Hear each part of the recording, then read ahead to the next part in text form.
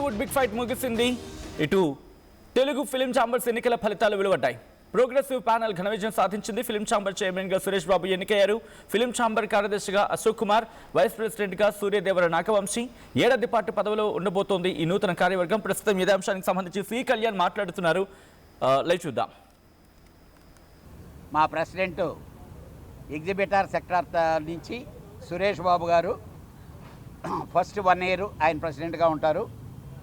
ఆ తర్వాత ఎనానమస్గానే జరగడం జరిగింది. అలానే హైదరాబాద్ ఛాంబర్ సెక్రటరీగా కె అశోక్ కుమార్, ట్రెజరర్గా ముత్యాల రామదాసు, జాయింట్ సెక్రటరీలుగా విజయేందర్ రెడ్డి, మోహన్ ఓట్లపట్ల ఇవన్నీ ఎనానమస్గానే జరిగినాయండి.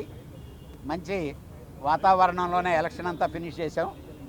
బట్ ఓన్లీ వన్ ఫీల్, నేను చాలా బ్యాడ్గా ఫీల్ అయ్యాను ఈరోజు. మా స్టూడియో సెక్టార్లో చైర్మన్ పోస్ట్ను గురించి రకరకాల డ్రామాలు ఆడారు.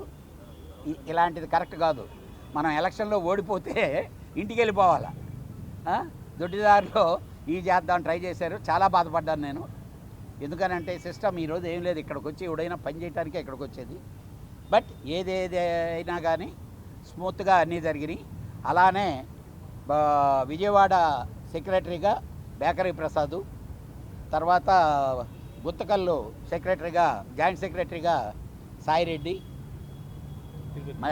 తిరుపతి మావాడు వాడి పేరు నాగార్జున, అలానే వైజాగ్ మూర్తి, వైజాగ్ అండి. టోటల్గా ఆల్ ఆఫీస్ బేరర్స్ సినానిమస్గా చేయటం జరిగింది. సక్సెస్ఫుల్. అదే మా నాగవంశీ ఒక్క దెబ్బకు రెండు కాయలు రాలినాయి.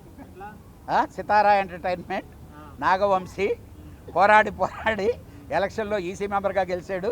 మా ప్రొడ్యూసర్స్ తరఫున వైస్ ప్రెసిడెంట్ కూడా అయ్యాడు. థ్యాంక్స్ టు మా వంశీకి. ఎందుకంటే పాపం వెరీ యాంగ్జైటీగా చేసాడు, కష్టపడ్డాడు. ఫస్ట్ మీ దెబ్బకు భయపడి బాగా కష్టపడ్డాడు.